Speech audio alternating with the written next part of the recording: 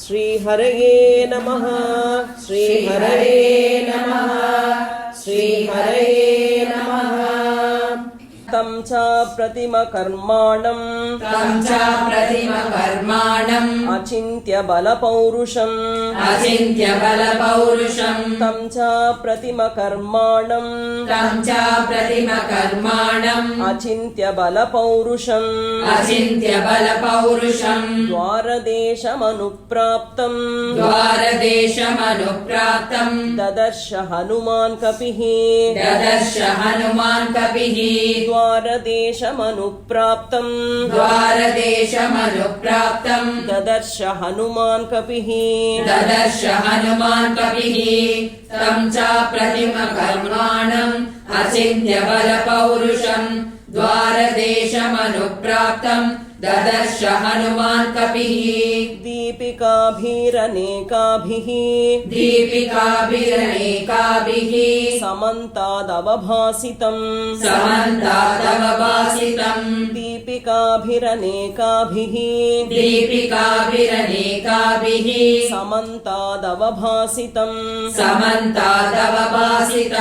गन्धतैलावसिक्ताभिः ध्रियमाणाभिरग्रतः गन्धतैलावसिक्ताभिः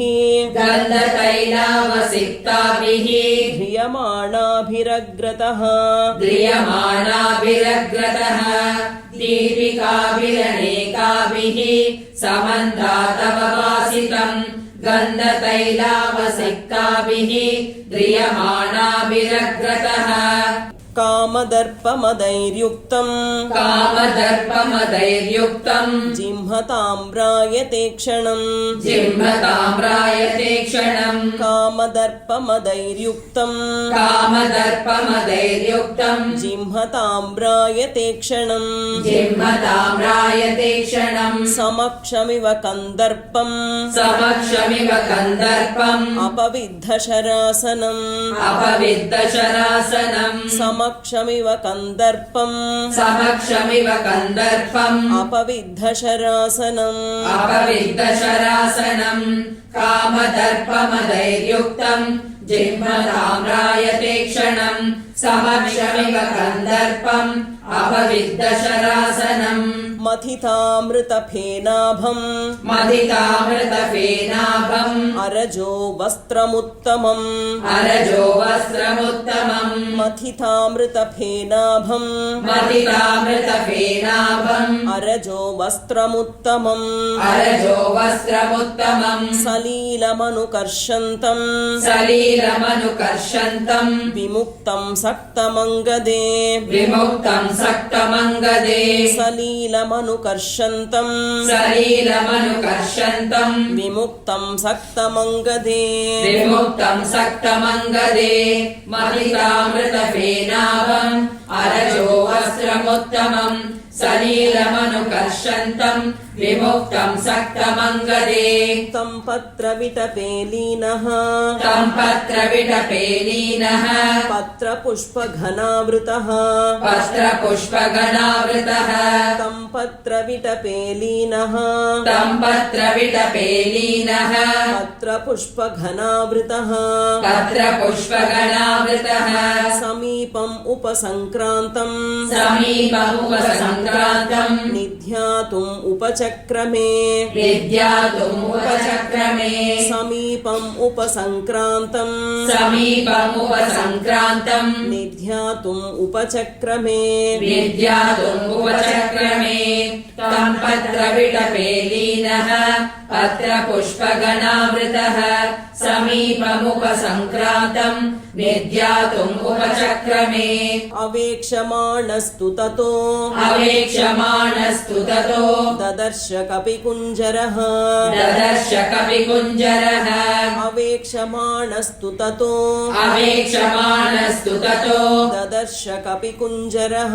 ददर्श कपिकुञ्जरः रूपयौवनसम्पन्ना रूपयौवनसम्पन्ना रावणस्य वरस्त्रियः रावणस्य वरस्त्रियः रूपयौवनसम्पन्ना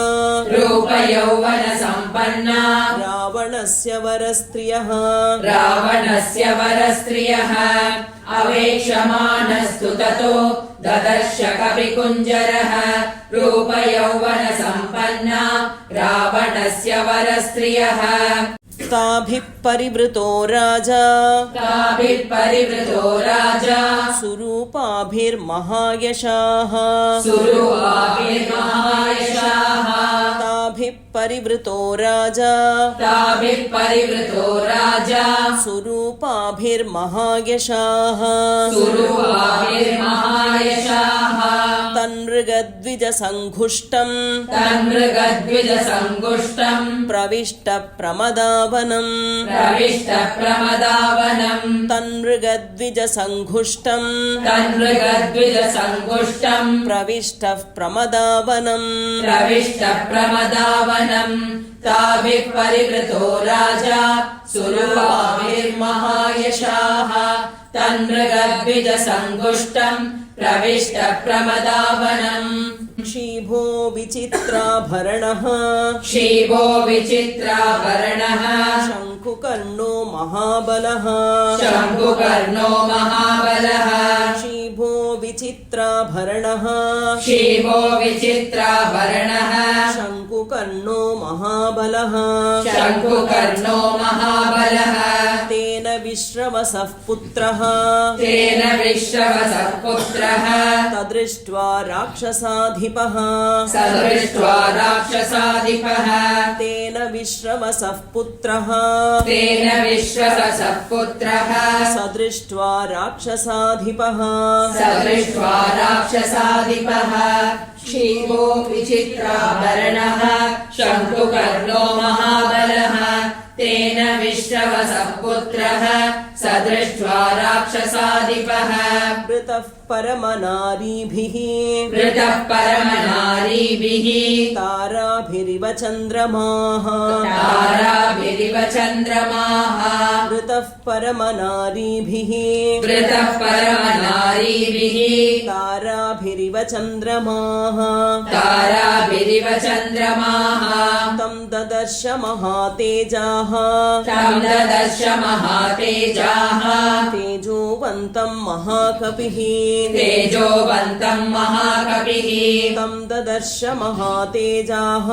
तं ददर्श महातेजाः तेजोवन्तं महाकपिः तेजोवन्तं महाकपिः वृतः परमनारीभिः ताराभिरिव चन्द्रमाः तं ददर्श महातेजाः तेजोवन्तं महाकपिः रावणोऽयं महाबाहुः रावणोऽयं महाबाहुः इति सञ्चिन्त्य वानरः इति सञ्चिन्त्य वानरः रावणोऽयं महाबाहुः रावणोऽयं महाबाहुः इति सञ्चिन्त्य वानरः इति सञ्चिन्त्य वानरः सोऽयमेव पुराशेते सोऽयमेव पुराशेते पुरमध्ये गृहोत्तमे पुरमध्ये गृहोत्तमे सोऽयमेव पुराशेते सोऽयमेव पुराशेते पुरमध्ये गृहोत्तमे पुरमध्ये गृहोत्तमे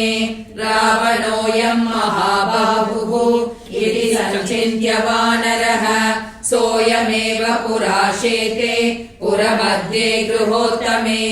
अवप्लुतो महातेज अवप्लुतो महातेज हनुमान् मारुतात्मजः हनुमान् मारुतात्मजः अवप्लुतो महातेज अवप्लुतो महातेज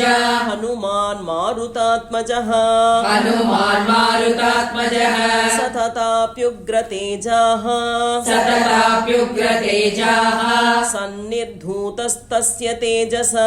सन्निर्धूतस्तस्य तेजसा सतताप्युग्रतेजाः सतताप्युग्रतेजाः तेजाः सन्निर्धूतस्तस्य तेजसा सन्निर्धूतस्तस्य तेजसा अपप्लुतो महातेजा हनुमान् मारुतात्मजः सतताप्युग्रतेजाः सन्निर्धूतस्तस्य तेजसा पत्रगुल्मान्तरे सक्तः पत्रगुल्मान्तरे सक्तः हनुमान् संवृतो भवत् हनुमान् संवृतो भवत् पत्रगुल्मान्तरे सक्तः पत्रगुल्मान्तरे सक्तः हनुमान् संवृतो भवत् हनुमान् संवृतो भवत् सताम् असितः केशान्ताम् सतामसितकेशान्ताम् शुश्रोणीं संहतस्तनीम् शुश्रोणीं संहतस्तनीम् सताम् असितकेशान्ताम् सतामसितकेशान्ताम् शुश्रोणीं संहतस्तनीम् शुश्रोणीं संहतस्तनीम् पत्रगुल्मान्तरे सक्तः हनुमान् संवृतो भवत् सतामसितकेशान्ताम् शुश्रोणीं संहतस्तनीम् दिदृक्षोरसितापाङ्गाम् दिदृक्षोरसितापाङ्गाम् उपावर्तत रावणः उपावर्तत रावणः दिदृक्षोरसितापाङ्गाम् दिदृक्षोरसितापाङ्गाम् उपावर्तत रावणः उपावर्तत रावणः दिदृक्षोरसितापाङ्गाम् उपावर्तत रावणः इत्यार्षे श्रीमद् रामायणे श्रीमद्रामायणे वाल्मीकीये आदिकाव्ये चतुर्विंशतिसहस्रिकायां चतुर्विंशतिसहस्रिकायां संहितायां सुन्दरकाण्डे रावणागमनं नाम अष्टादश सर्गः श्रीहरये नमः श्रीहरये नमः श्रीहरये